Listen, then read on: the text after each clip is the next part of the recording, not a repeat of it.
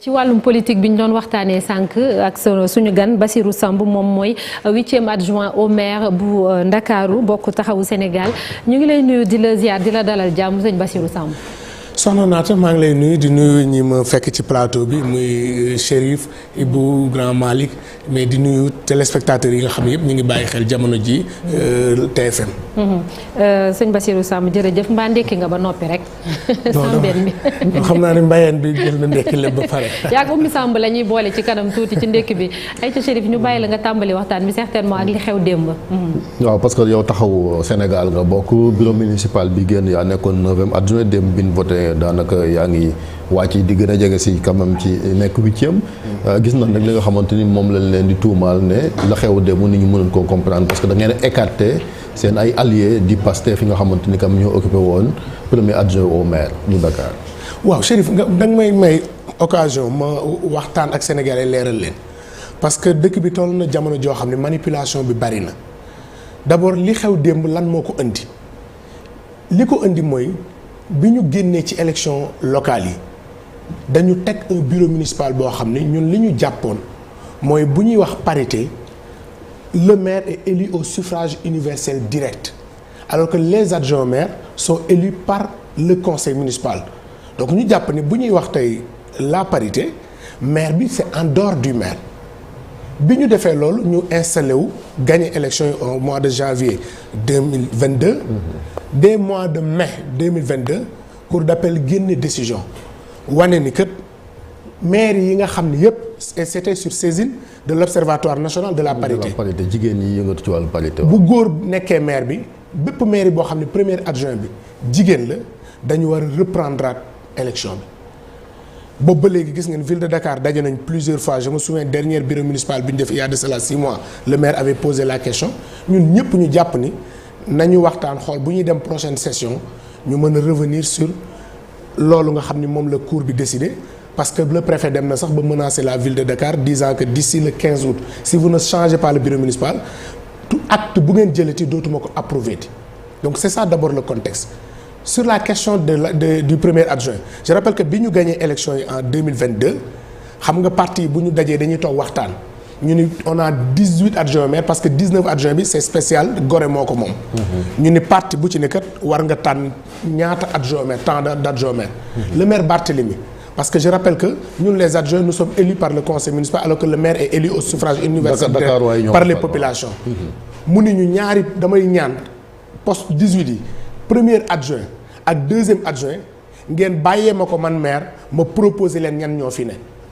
donc li quota yi nga xam ne moom la parti yi doon waxtaan le poste de premier adjoint bokku ci le poste de deuxième adjoint bokku ci Barthélémy daal di ñëw proposer ñu Abbas Fall bi nga xam ne moo nekkoon suma directeur de campagne moom laay proposer comme premier adjoint au maire de Dakar Ngone Mbeng mi nga xam ne nekkoon na fi depuis Khalifa Sall nekkoon adjoint maire ci Soham moom laay proposer comme deuxième adjoint. xam nga loolu du yoon loolu li nga fi wax. non mais en fait. xam nga non on revient sur des principes. non c'est des principes non principe mooy ñu respecter li yoon wax. waaw non mais attends c'est des principes. Barthélémy mën na proposer mais proposer mu nekk jigéen. en fait Chérif ñun li ñu jàppoon ñun li ñu jàpp gëmmoon ko mooy que le maire est élu au suffrage universel direct.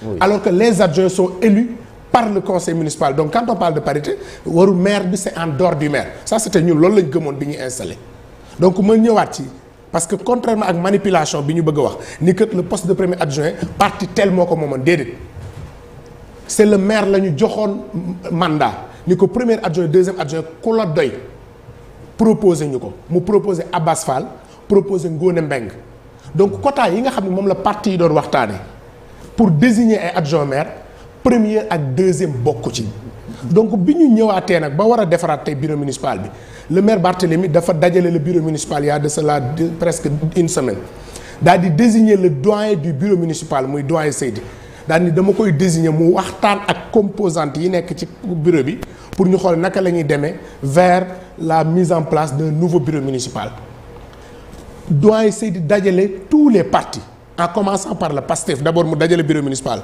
ni leen dañu war a dem vers la mise en place d'un autre bureau municipal qu'est-ce que vous en pensez parti bu ne joxe xalaatam mu ni leen le poste de premier adjoint comme bii passé du woon affaire parti maire lañ ko bàyyee woon lan ngeen ci xalaat tous les partis je dis tous les partis de la coalition de Dakar excepté PASTEF on dit comme maire lañ joxoon cër bi delloowaat nañ maire cër bi ku mu ñu proposer moom la ñuy jël. donc quand les gens veulent aujourd'hui taxaw ci kanamu sénégalais wax ni dafa am ñu ñu dàq wax dafa am ñu ñu génne. c'est faux parce que ce n'est pas conforme avec la réalité. comme àndu nawle la woon. c'est vrai que démb comme li xew. Abass Fall mënutoon na nekk di xëccoo. mais am na Marie Rose Faye boo xamante ni Pastef la nekk ngir rafetal seen ab ànd comme yéen a àndoon. ba jot ci maire bu Dakar ngeen bañ koo xëccoo. di ko galgal déedéet Chérif xam nga dama la wax léegi nañu ko tege woon xam nga nit aussi lépp lu ñuy dem dañuy demaat ci principe de départ bi. ñun ñoo ne woon maire yow la askan wi fan. bàyyeel nañ la nga proposer ki la doy pour premier adjoint. ñu nangul ko. mu ne kii moo nekkoon directeur campagne mu tànnoon Abass Fall. tey itam ñoo delloowaat maire cër boobu di ko tànnoon. waaw mais lu waral changement bi si diggante bi. changement par rapport ak xam nga ne premier adjoint. c'est le plus proche collaborateur du maire. et boo joxee nit cër nag ni ko jox naa la cër tànnal da nga koy bàyyi mu tànn ba muy tànn ñaar la tànnoon à l'époque. Abass comme premier adjoint Ngoné comme deuxième mais tey bu cour d'appel décidé ni Abass mënu fa ne. mais li xel di nangu ka mu tànnoon comme deuxième mu ñëw premier adjoint ça c'est une logique et logique boobu la ñu reporté et ma rappelé tey xam nga on parle de Dakar je vous donne 2 cas. La mairie de Dieuppeul-Derklé dirigée par notre camarade Cheikh Gueye. bi mu installé ba le passé le premier adjoint était de Taxawu Sénégal Ibrahima Ndiaye. bi ñu changé tey jii mu defaraat bureau premier adjoint bi du Taxawu Sénégal Pastef la est-ce qu'on a crié de trahison te Ibrahima Ndiaye était de Taxawu Sénégal la commune des HLM dirigée par notre camarade Moustapha Diop. bi ñu demee tey jii changé waat bureau municipal am mais bi ñu waxtaanee le Taxawu Sénégal a perdu 2 adjoints parce que y a une alliance là-bas entre le PASTEF et le Benno Bokk Yaakaar est-ce qu'on a parlé de trahison parce que quand on accepte un jeu démocratique bu résultat yi génne dañ koy nangu le PASTEF est venu dans la salle concertation yi bi parti yëpp d'accord ni Barth tànnal ñoom ñu bañ ñu dem présenter Ngoné Mbengue ñoom ñu présenter seen candidat mais le jeu démocratique conseil fal ni Ngoné Mbengue la mais accepter nga jeu pourquoi ngay crier. mais conséquence bi gis nga ko mooy dàq nañ leen ci Yewwi Askan Wi lire nga communiqué. dama reetaan sax bi ma gisee communiqué bi parce que je me demande à quel Yewwi ban Yewwi moo wax. benn Yewwi am non attention d'abord xam nga li tubaab di wax un crime n'est jamais parfait. parce que boo delloo ci charte Yewwi bi dama bëgg ñu invité leen boo demee Yewwi Askan Wi ñaari këyit moo ko tënk. c'est la charte c'est l'accord cadre. et accord cadre moom mooy définir fonctionnement wu Yewwi Askan Wi dafa am ñaari kuréel mu ni la conférence des leaders rôle mooy lan mooy assurer la coordination des commissions donner les décisions stratégiques mais aussi valider les travaux des commissions mu ni dafa am beneen kuréel bu ñu teg comité de médiation et d'arbitrage saa yu conférence des leaders constater un différend entre ses membres comité de médiation et d'arbitrage mooy saisir ci question bi comité boobu li ko tënk mooy ñetti membres de droit yi Pastef Taxawu PUR plus 4 membres désignés par la conférence des leaders su différend amee ñu ni comité bi mooy saisir ci question bi woo parti bi ñu tuumaal mu wut ku mu àndal ñu toog waxtaan.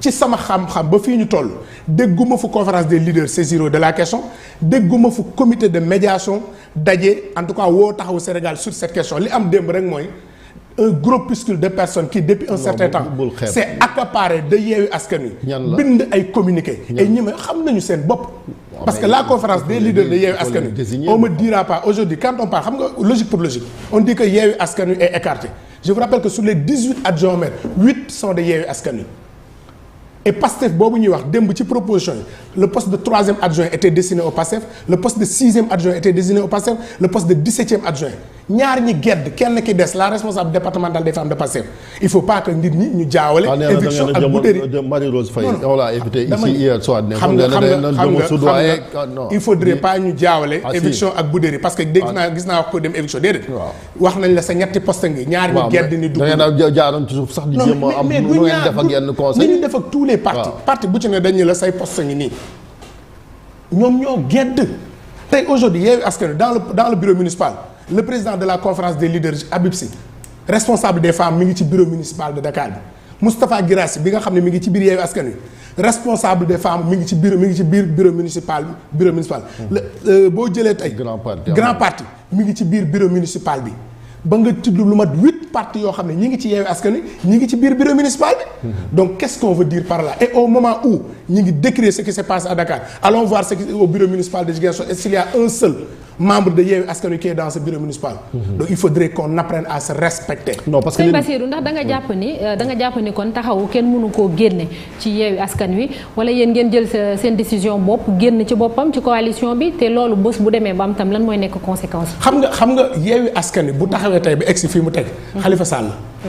tolloon nañ moment boo xam opposition bi ñi ngi tamante dëmm kenn ñemewu la wax ak sa morom mu sol dàllam nag seeti ñëpp waxtaan ak ñëpp ba ñu taxawal Yewwi Askan gis nga tey coow li am Yewwi Askan ñaar rek ñoo ko indi mooy ñi nga xam ne peut-être bëggoon nañu ñu investir leen maire doonuñu maire ñu mere woon ci Khalifa bëggoon nañoo doon ay députés les frustrés des législatives c'est ce groupuscule aujourd'hui qui utilise cette situation pour se venger sur Khalifa Sall mais c'est peine perdue. Parce que Khalifa dafa def lu kenn mësul di jox ko liste mu yàq ko ba invalider liste ba conseil constitutionnel def ko. Est-ce que Khalifa a été mandataire? Parlons élection.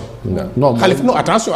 xam nga yoon. moom moo doon def investiture. non xam nga yoon kenn rek la jox. yoon kenn rek la reconnaître.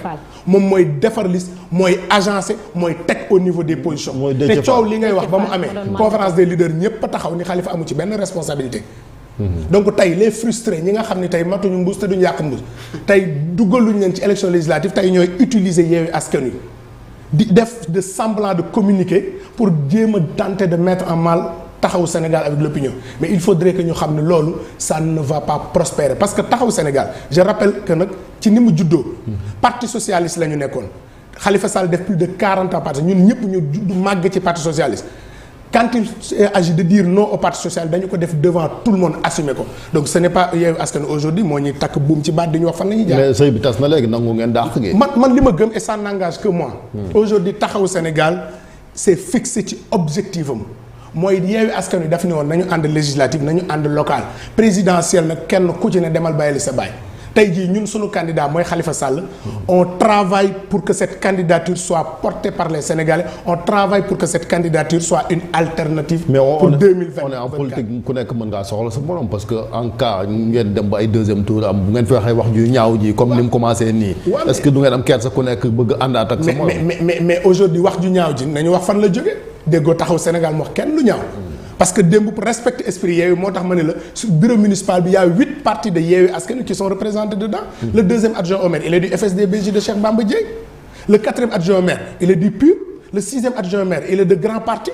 ainsi de suite nga ñëw ci Guirassy ñëw ci yeneen partis.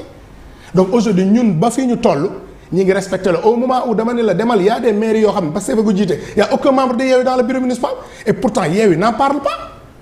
et aujourd'hui Yewwi a un véritable problème de leadership.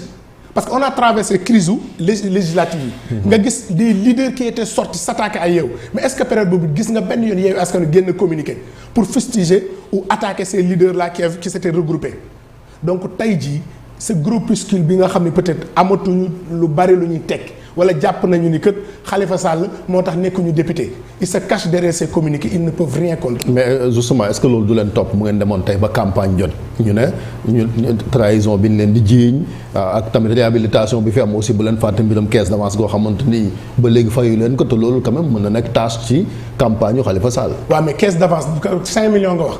La Cour de justice de la CEDEAO a condamné l'État du Sénégal à payer. Non, attention. Justice fii lañ wax. Non, mais Sénégal, nous sommes dans un monde communautaire. Nous sommes dans un village communautaire. mais justice bi dogal mooy ba léegi fayu leen. mais justice moo dogal que ni Khalifa Sall état war na ko fay 35 millions et je rappelle en 2019 bi ngay wax noonu décision bi am na Khalifa Sall bi muy déposé dossier quitus fiscal mi ngi woon ci biir. xanaa justice boobu xamul woon condamnation di ngeen am quitus fiscal dama la 2019. non je parle de 2024 dama lay wax rek 2019 juste après la condamnation de Khalifa bi ñuy déposé dossier au niveau du conseil constitutionnel quitus fiscal mi ngi ci woon.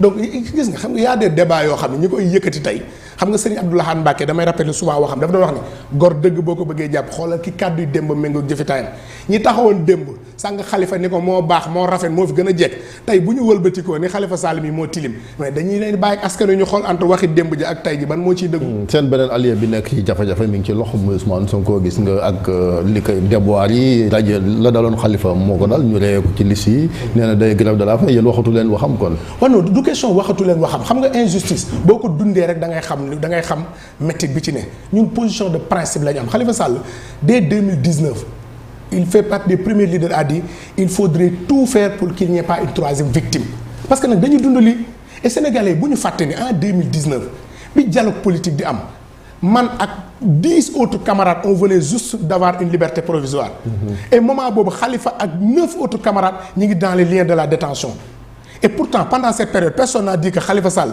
mi ngi dans les liens de la détention bu ñu politique que personne n'a dit Khalifa Sall mi ngi dans les liens de la détention bu ñu dialogue au contraire tous ces leaders de Yewwi dañoo ñëw Rebeuss non pas pour compatir mais di ko wax nañ ñu jàppale donc tey lan moo fi bees ñun en tout cas position de principe bi ñu am mooy Ousmane Sonko injustice lañ ko teg te lañ ci doon dénoncé démb moom lañ ci dénoncé tey jii nag donc ñun suñu waxi démb ak suñu waxi tey dafay méngoo parce que nous voulons être constants parce que notre leader nous appelle très souvent à émarger sur le registre des valeurs parce que c'est quelque chose qui est fondamental en politique. Alhaji Malick. Au-delà de Ousmane Sonko mi ngay wax ni injustice lañ ko teg am na yeneen i maire yu nga xam ni fi mu nekk nii ñi ngi leen téye bokk na ci maire Parcelles Assainies maire Padoua maire Sangalkam mi ngi ci loxoy yoon parce que affaire Juan Branco bi lañ ko toppee woon bàyyi nañu Juan bàyyi maître Babacar Ndiaye moom ba léegi ñi ngi ko téye di wax ne ay charges criminelles la ñu teg ci boppam tey solidarité boobu est-ce que mën nañ ko xaar ci côté maire yeneen yi nga xam ne